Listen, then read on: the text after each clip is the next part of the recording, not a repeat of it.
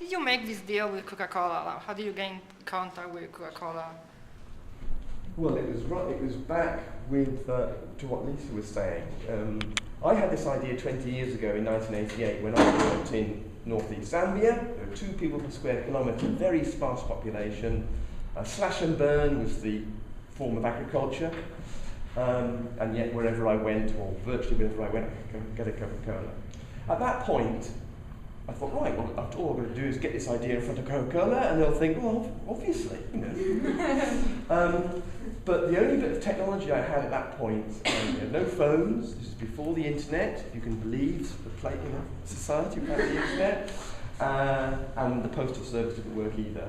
We had a telex machine, which is a bit like a telegram machine, not a mass communication device, and I just completely failed to get the message out there. Then a couple of years ago, I thought, right, I'll have another go at this, and I wrote about it on my blog. That didn't work. I then went on Facebook, and I set up a group on there.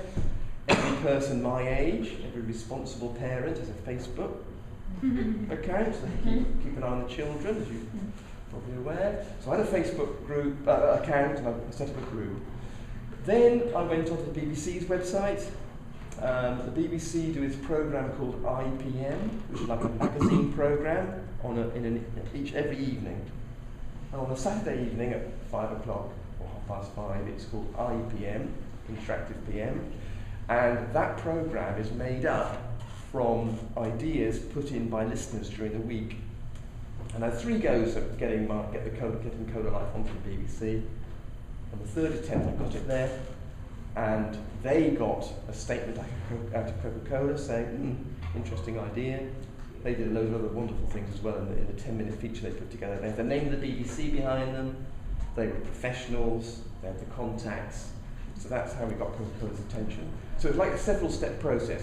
Me, on the blog, well, no, didn't get anywhere. Then going to a place where people already were, so I didn't set up a place and expect people to come. I went to Facebook and to other places as well, actually, and set up there. And then I went to the BBC, and the BBC were interested because of the Facebook group, and the BBC had the contacts that I didn't have, and they got Coca-Cola's attention. So it was like a several, piggybacking one thing on another.